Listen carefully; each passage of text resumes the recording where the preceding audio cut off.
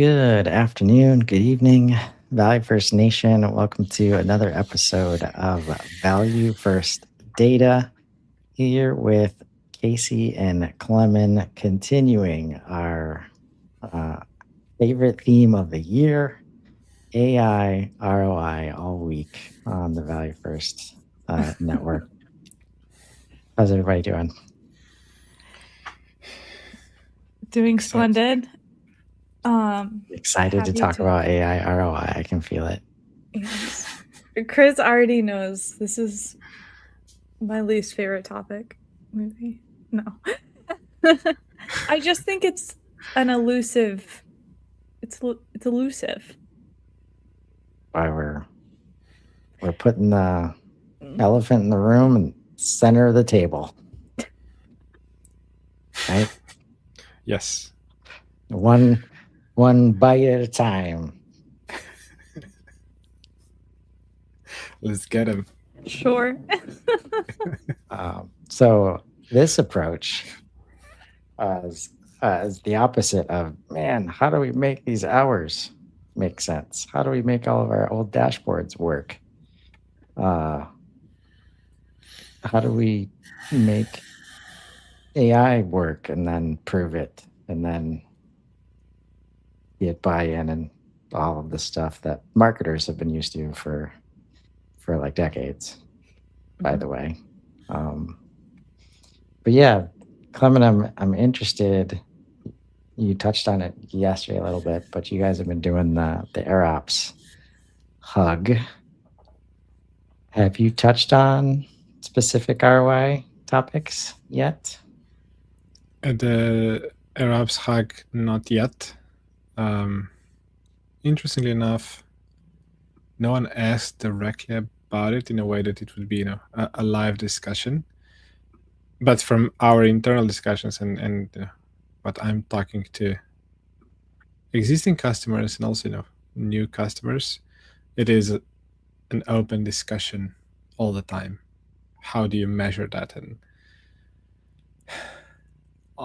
honestly, my feeling is I don't have the right answer or a really good answer, trying to figure it out.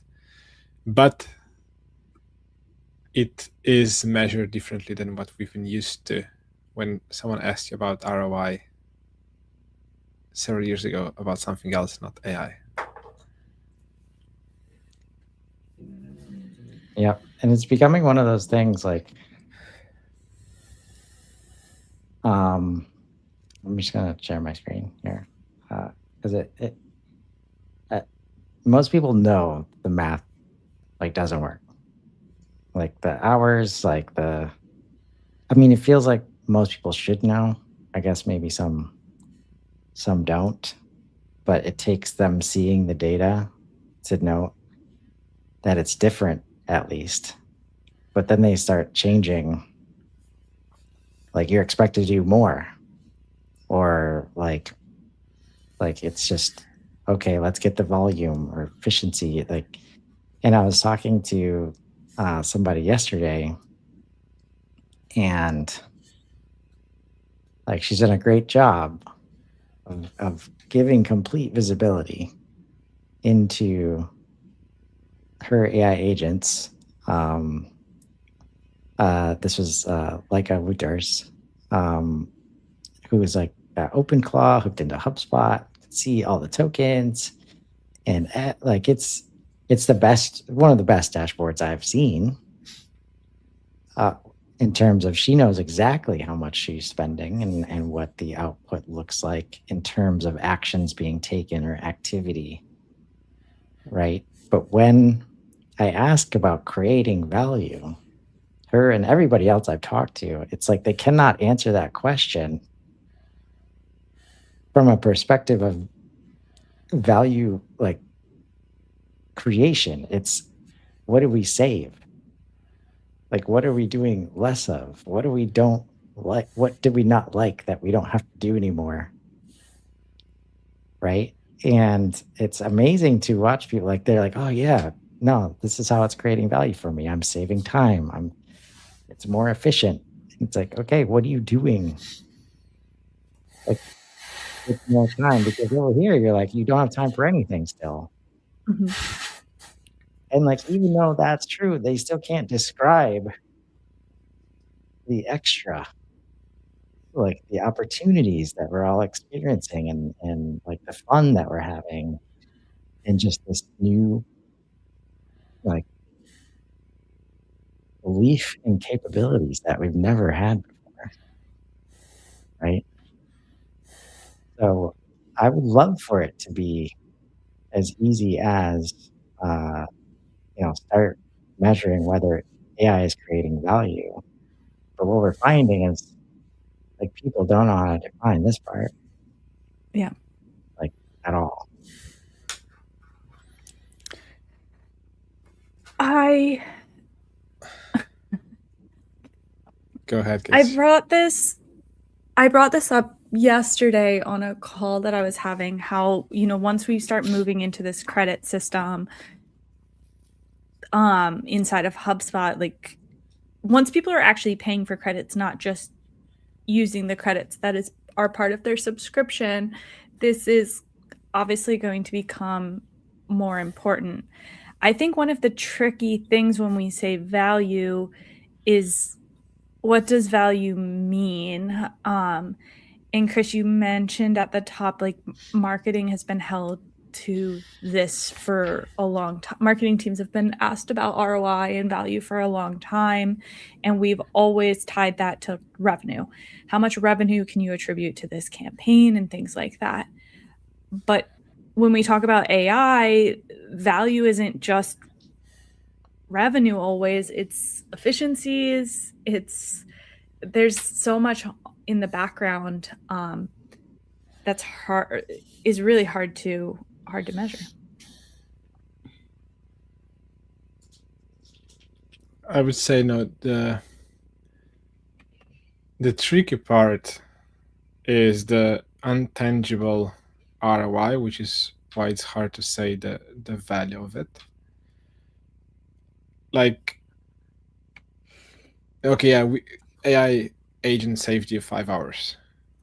So you did, a process in 10 minutes that you spent 5 hours last month. What have you done in those 4 hours and 50 minutes? It's hard to say, because you still worked for 8 hours. You didn't feel, you just, you did something else, maybe a backlog, or you just, had a good coffee time for 5 minutes, which you could not have. And then because of that, you felt better at your workspace, which is really the untangible value, I think, for the humans working in a company.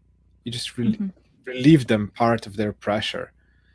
We were at one of the sales calls, talking with a lady who is managing their entire order taking process, and she said, "I'm not taking any vacation. I work 12 hours a day, and I click through our ERP system for 6 hours a day because I'm copy pasting values from one field to another."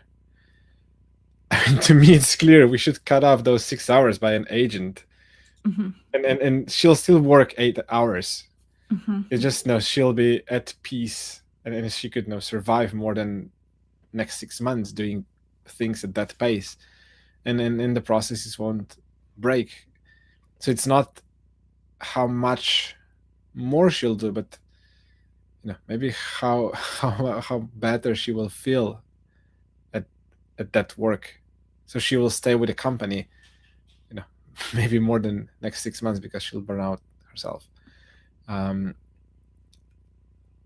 don't know how to measure that, but to me, if you can, one AI agent can, take that burden from one person, I think it's, this is the investment in your employees, which I think is real now. Where, at least in Slovenia, I keep hearing more and more that, there is no too many people with good talent being available to hire to grow the company, which means, you need to make it work with the existing team, which means you need to keep it, not only force them to do more. Force them to do more.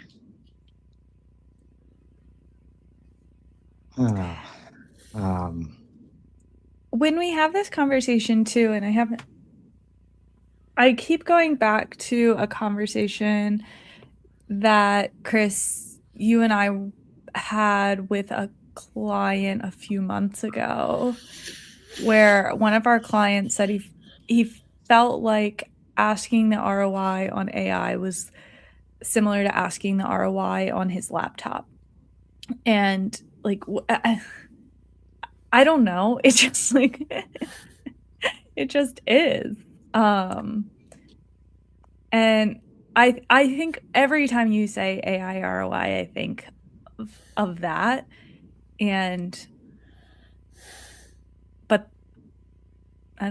But that's not how finance teams are looking at it right now, and boards are looking at it, I don't think.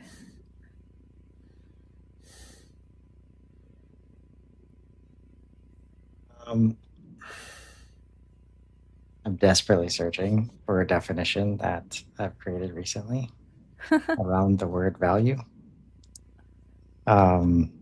Chris creates so much stuff all the time.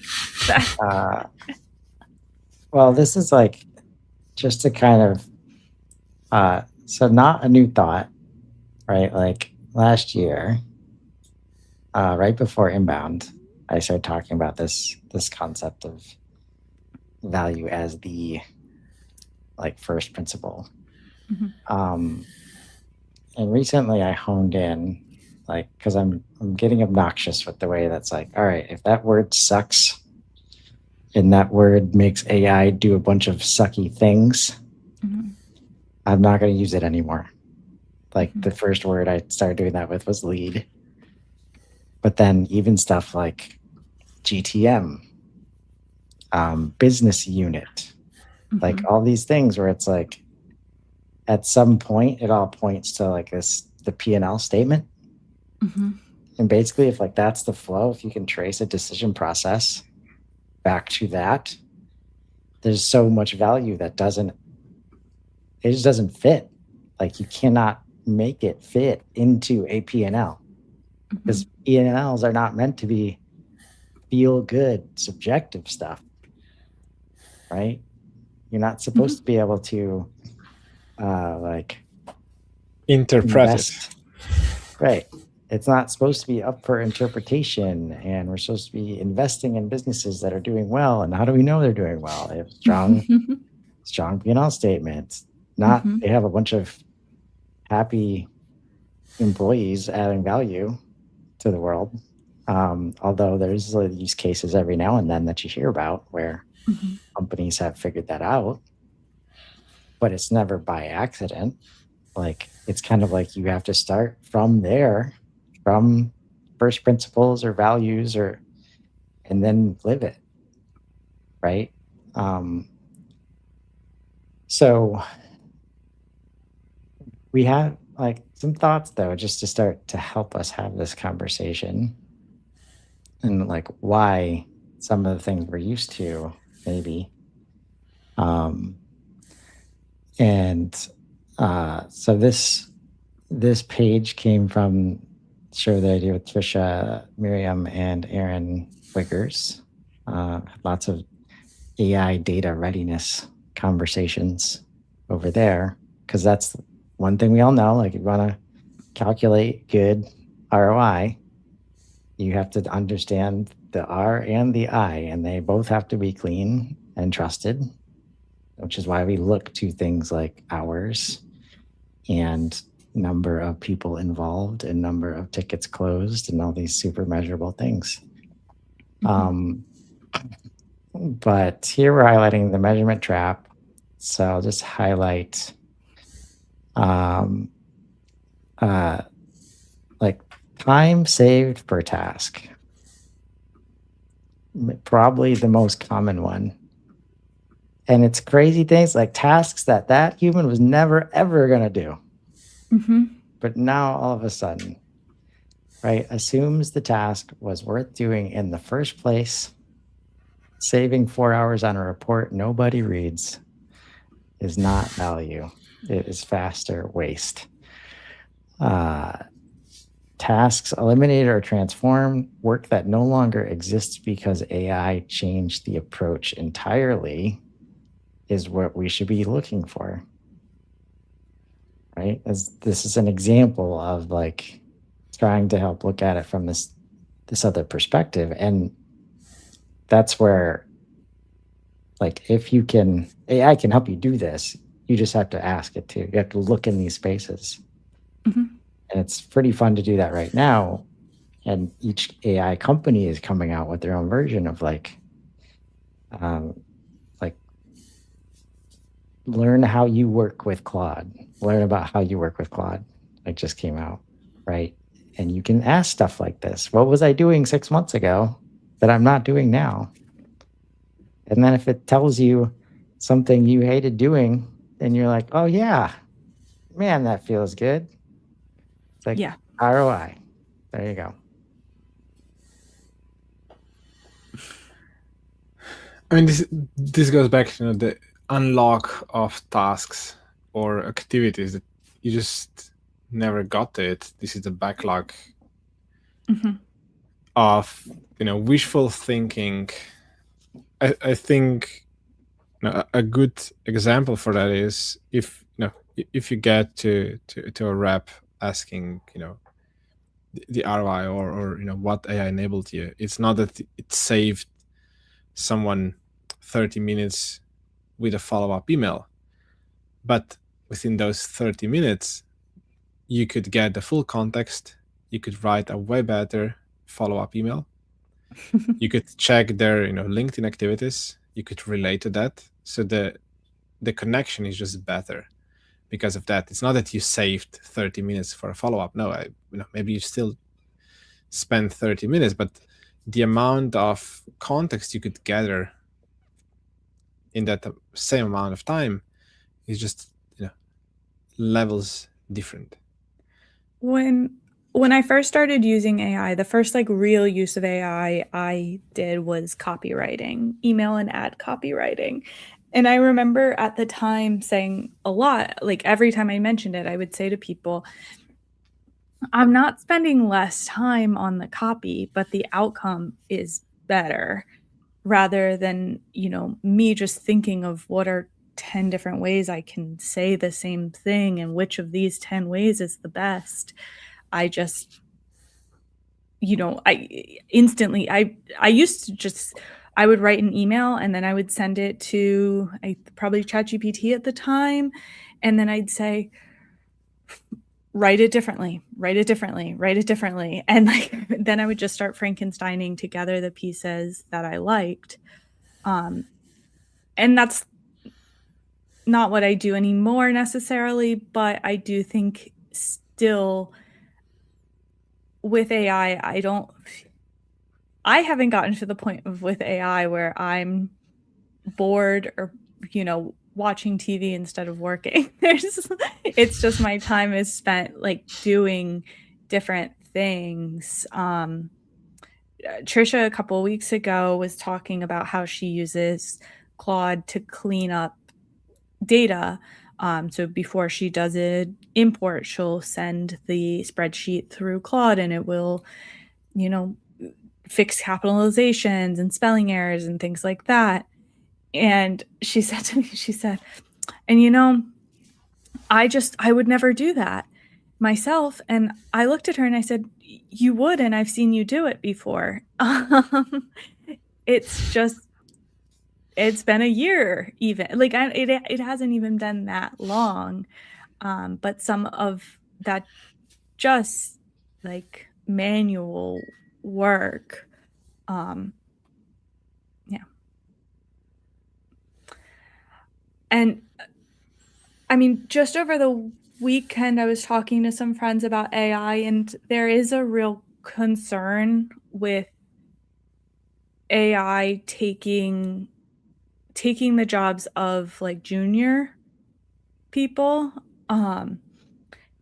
And obviously the concern there is like those junior people need to start somewhere, and if they never get the junior job because AI is doing that, what do they do next? Which Chris is making a face, which makes me think he has an opinion on this. But what I think is like, I don't know if a junior person's learning a whole lot from going through a spreadsheet and capitalizing names. Like that's not teaching them anything. It's not teaching them anything they wouldn't learn if I just told them to put it into AI. Like, you know, outside of the concept that data needs to be clean, I don't think the process of manually doing a lot of that stuff is adding value. Yeah, I Like- would agree with that. Yeah. And that's the premise of this site and our approach. Like, you're not building anything if you're moving through a spreadsheet, fixing stuff or looking through code. Like, if the purpose is to fix stuff, which usually in those moments, it's like you'll learn something the hard way, right? Now you can learn everything the easy way. But you have to build something. Mhm. And like, it's never been easier to just blow the whole resume system out of the water. Like your Mhm. portfolio, you can build whatever portfolio you want to build. Mhm. So yeah, like, and it can be seen as a little bit insidious in nature in that we're not seeing it like direct job loss. We're seeing we don't want to hire juniors anymore because Mhm. nobody should really be a junior. Like, Mhm. and the hiring process has gotten way harder Mhm. at that level because you can fake it most of the way through. But like once you start doing the work of seniors, it shows immediately if you really haven't worked with AI that long. And all companies really want from anybody right now is some honesty and some authenticity of like, hey, here I am in my journey and here's where I want to go. Knowing that you know that you can go anywhere you want and that the company needs to figure out things like ROI and being AI native and all these things that most of the people inside of the organization aren't necessarily enabled to do because they got like the day job still. They've got customers to serve and the customers aren't ready for it. It's the best dynamic to watch between like HubSpot and their customer base right now, where it's like HubSpot is delivering things like this. This is a new private beta. And like, I could tie it to ROI so easily, Mhm. but it's something that like, I have no idea how they're going to charge credits for this, Mhm. but there are things happening behind the scenes where Breeze Assistant, there's like AI turns happening in the background that are hitting limits that aren't necessarily associated with credits directly because HubSpot can see how much we're using the portal. Mhm. But like this is vibe coding inside of HubSpot without using like the update actually says like no code. You don't even have to open up the developer platform. It's like as soon as Dharmesh dropped hub code, it's like this is coming at some point this year. And when you can use that to build content calendars and client engagement task, boards, and a lot of the stuff that we've always struggled to do. And like, again, the ROI, it's like you can, like, the value creation is going to come from the output in some way. But the difference between output with a focus on volume and output with a focus on value, like, is dramatically different, right? And if you're focused on hours saved in efficiency, that drives you to volume, not value. Right? Especially now, like when I know, but it's all relative, right? Like the same company, if I have a fix that I know to be easy, I do not want to talk to a human. I expect you to solve it with a great AI chat or some AI directed thing that I can do really quickly on my own or plug into with my AI. But if I'm not sure and it's like very ambiguous, I might want to have an hour-long conversation like with somebody, and they're both closed tickets. So if those things are 2 for 2 closed tickets, like you're totally missing, like the value was created in both situations, and it really had nothing to do with the ticket closing. It's how the ticket was closed.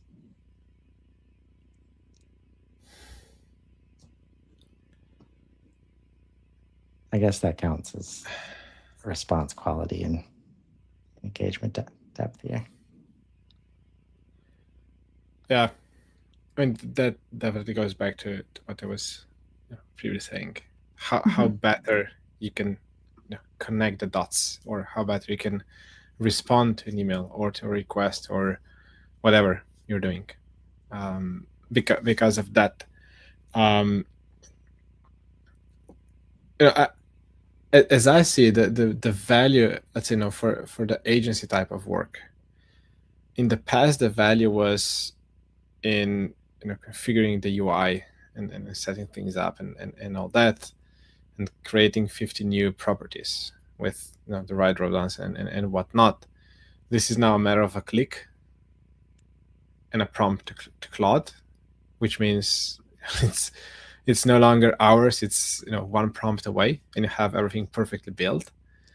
So the value is moving from clicking through everything to having the same hour invested in a communication with a customer, to maybe instead of 50 properties build only 20 because you need 20, and maybe change the process because of that, and 1 hour discussion. And so the value is shifting.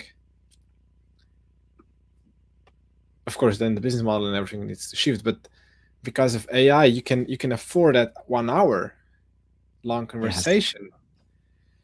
I can take 1 hour to talk with you about your process and question it and give you the mirror and ask the tough questions, because now we have that bandwidth for 1 hour long conversation. And throughout that, with AI note taker, we'll define 5 things to build.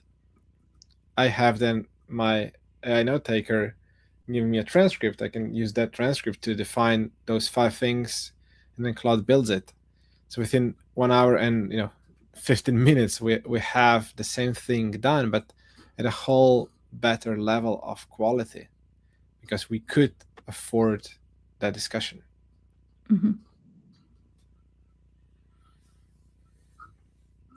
And even if you're not sure what happened, but like, because this happens, it's like, man, that was a refreshing conversation. Turning around and asking, why do you think that I think that was a refreshing conversation? Because I'm not sure, but maybe you can see something that all of that is available to everybody. Like, to just ask these questions of where is the value? Tell me 10 different ways that value was created in this call. Look at this record and look at the history and the data and when it's changed and how.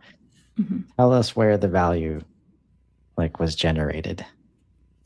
So there's 3 buckets here that we're going to talk about. And of course, the first 2 are about revenue. But the third one is not, and we'll save that one for the end. But revenue influenced, right? And again, this is where, when you have AI there to help look at the landscape, including what people are saying on social and in Slack and on Reddit. And like, you can see, if you want to learn what's being said or what's being mentioned or what could have possibly influenced the deal closing, you can.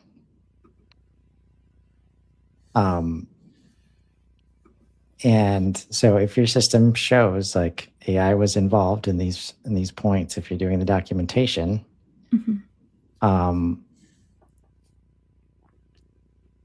it just can't be to the point where it's like, oh, you had 10 agents involved. That must have been a lot of value created there. And again, this is something I've started doing, like, because whether it's a good outcome or a bad outcome with my agent team, I'm starting to ask and starting to build in more. If you don't have evidence from the primary source, like it often happens where they tell me a property or association doesn't exist in HubSpot because they're looking at outdated documentation and not directly in HubSpot. So they try to take shortcuts, like trying to save us tokens, creating moments where it's like, what is the specific activity that happened related to this outcome or related to why you think there was value created? And then having those conversations, let's say you're having it with Breeze, and then at the end, let's say document this. Let's start looking for that in all of our records throughout all of our relationships. Let's look at the rest of our closed won deals for all time and see if we see similar trends or the top 3 trends that are never going to be like on a dashboard. No shortage of ideas over here, guys. Never once. Never one. Too many, probably.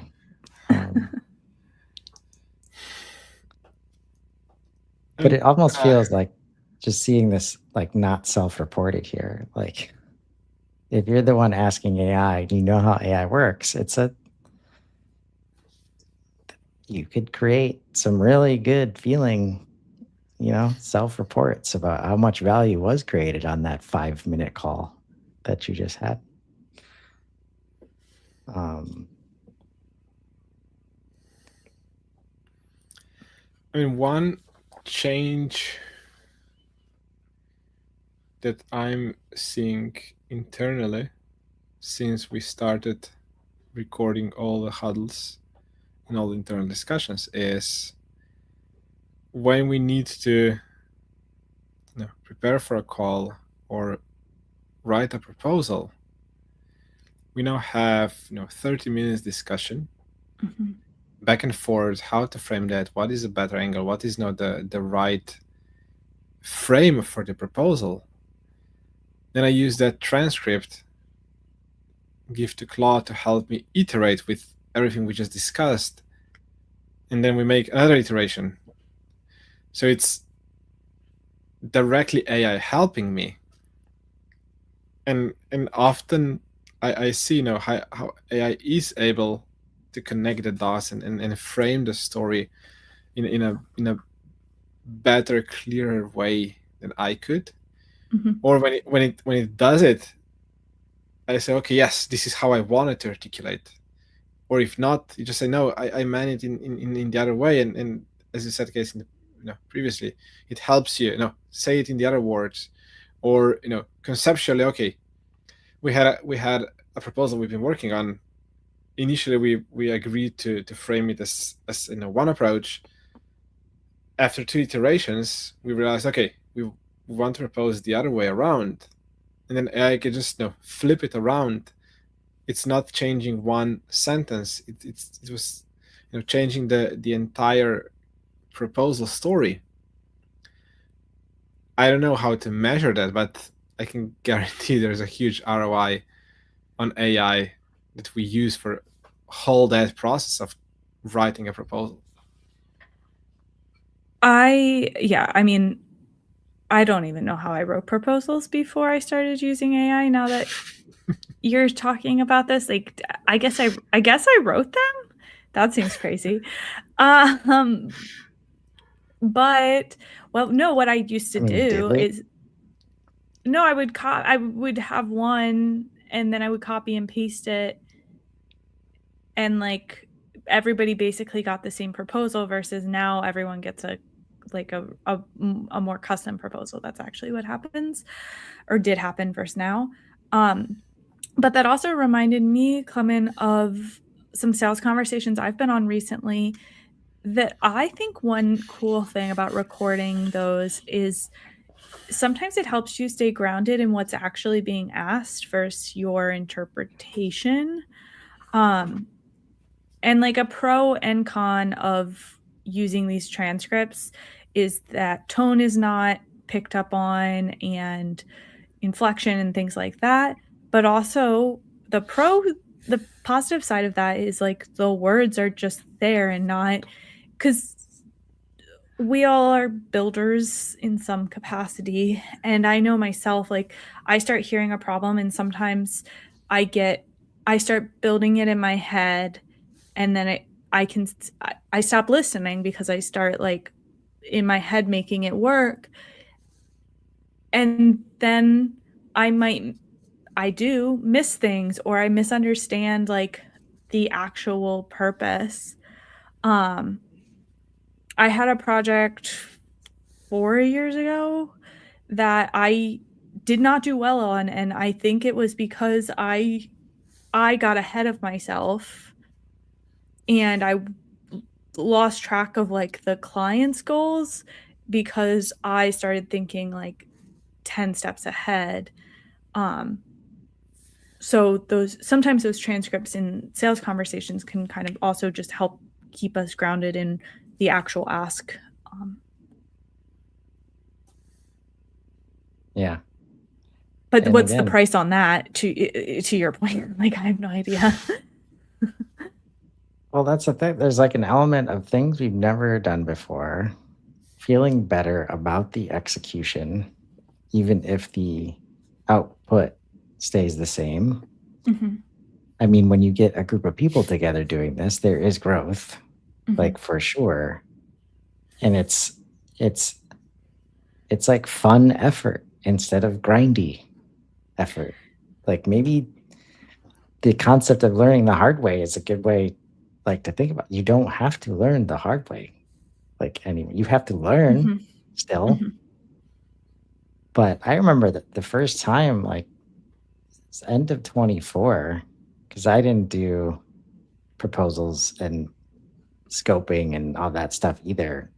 And it was like first time I made something like that with Claude after a couple conversations. I was like, oh man, I used to rely on everybody else for this, or it didn't get done. Like I tried to talk my way through it, which you can, but then you're focusing on different stuff when you're constantly explaining stuff and it's not documented. And that's where like it's interesting how much of that is within company control, where I guarantee Klemen's going to be able to look back and say, man, this is the part where we started documenting the hell out of our internal conversations. And when we didn't have them, there was a market difference in how productive we were, how successful we were during that time. And that's like not even clients. Like that's 100% under our control. And when companies are not great at training, internal communication, documentation, project management, and you happen to solve for that for the humans, there's like this mental load that goes away, anxiety that goes away. And if we ask AI to, it will start to detect this in our conversations. Because I mean, a lot of our conversations, how are you doing today? There's a lot less of, oh, it's going, and more of like, man, let me show you what I built today. Like, right?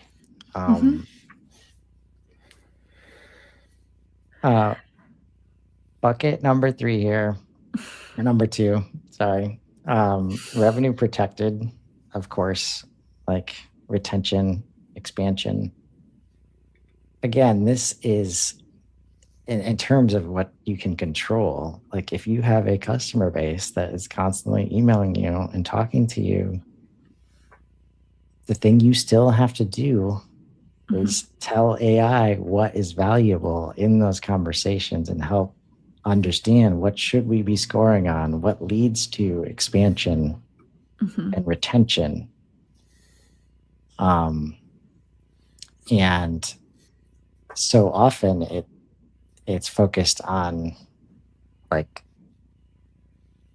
more of the gap and more of what went wrong instead of like what's going right, and like how do we do more of that with the rest of our customers.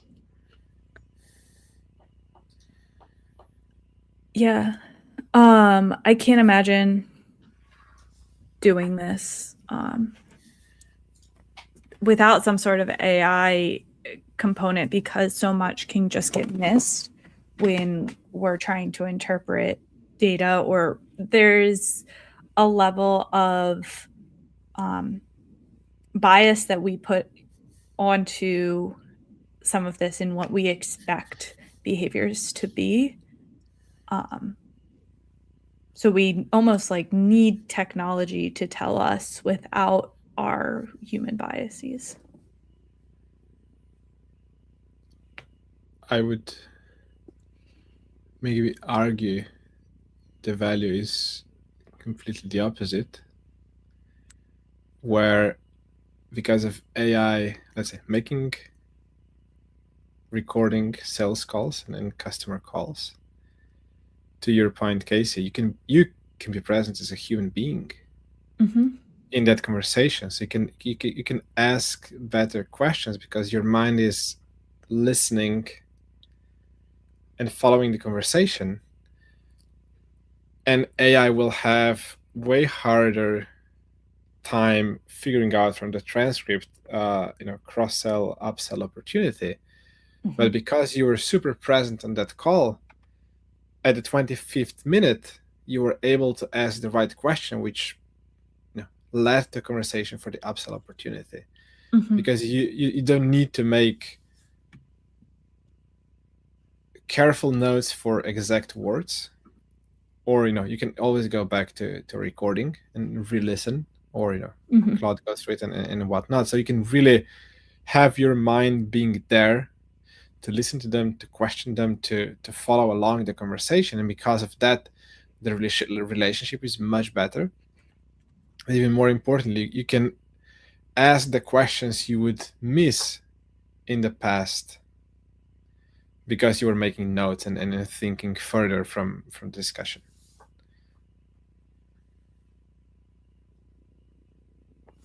Yeah. And like the pressure that goes away, or that can come from like needing to worry about KPIs like while you're on the call, right? And the moment that you hear frustration,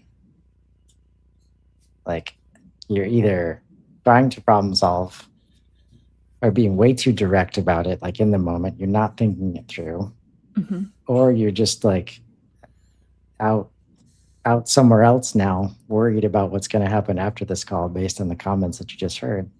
Or on the other side, thinking that you have to jump on every cross-sell opportunity signal that shows up instead of just taking a moment and asking why and getting more and more context and information so that after the call, you can think it through with the help of AI and actually say like, oh, this is the right time to do this thing, or let me bring somebody else in. And it, even though it can be very biased, it's still an objective like piece of the puzzle that helps us. Like, I mean, we're our own worst enemy sometimes. Like the human condition is to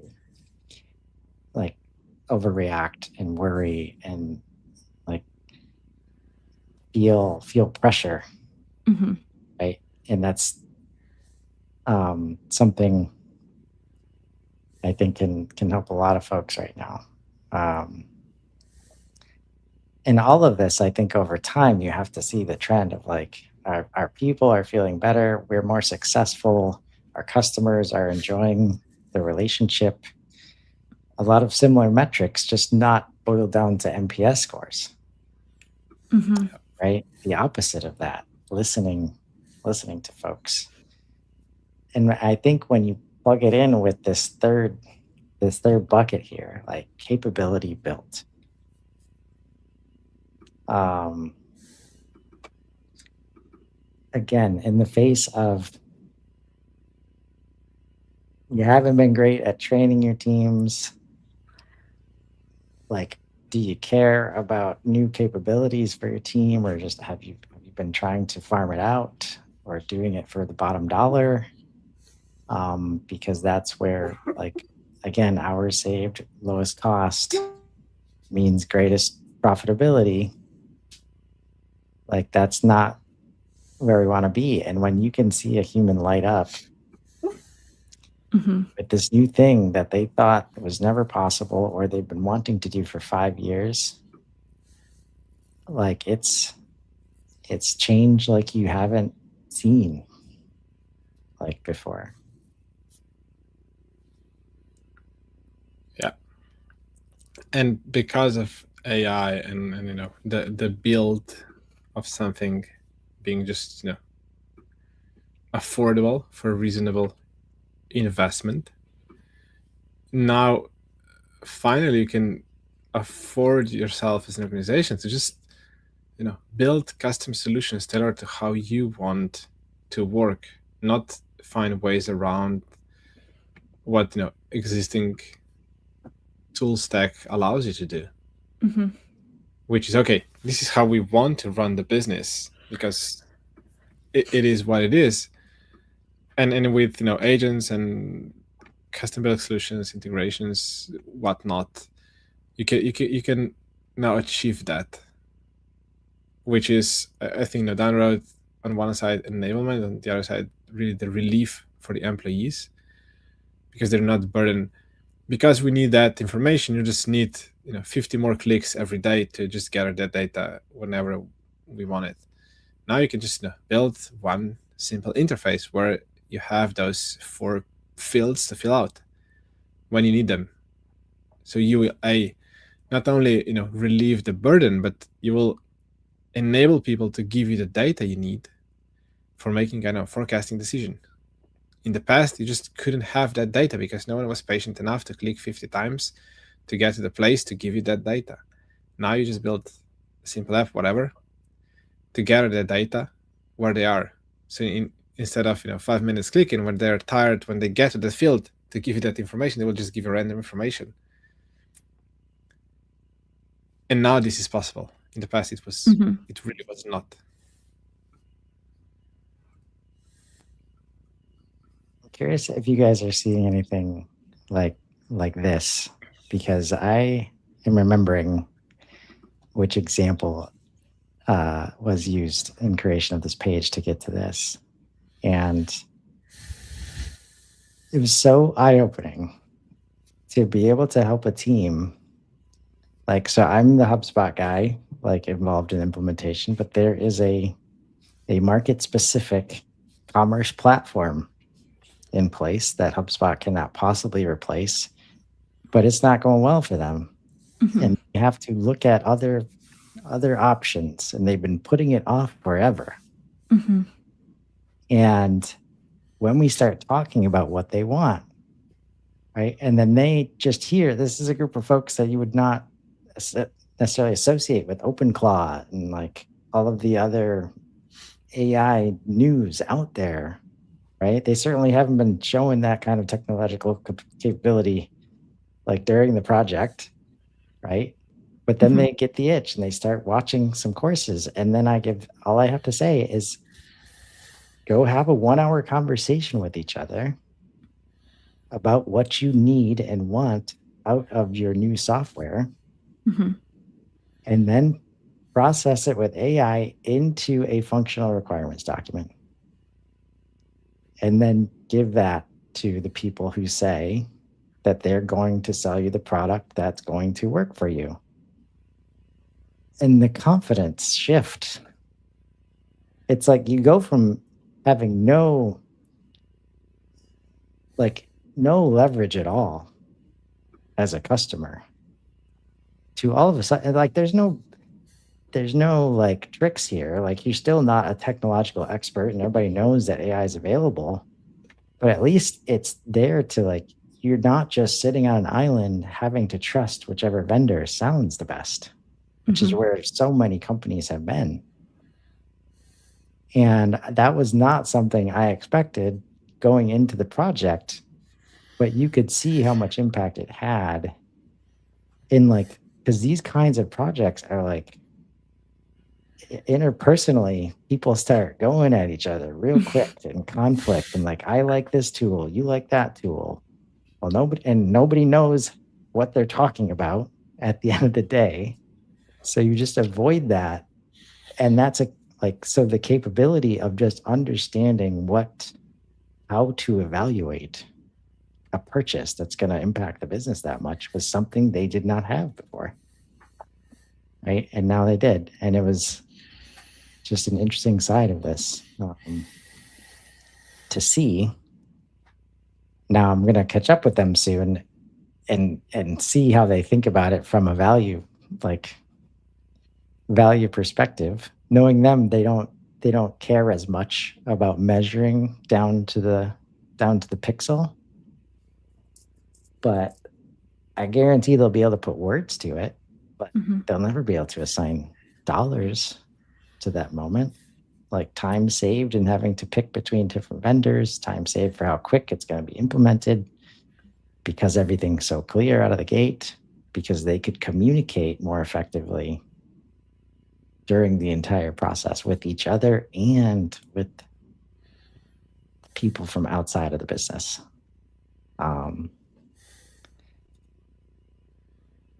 So bucket number 3, capability built. If you're out there and think that you've figured out how to assign value in new ways, or the capabilities that your team has, everybody's building apps and cleaning data more than ever before, documenting their processes more than ever before. We'd love to hear from you. We're going to keep talking about this challenge and opportunity as we move forward this year. So I thank you so much, Klemen and Casey, and we'll see everybody next week. Yeah. Take care.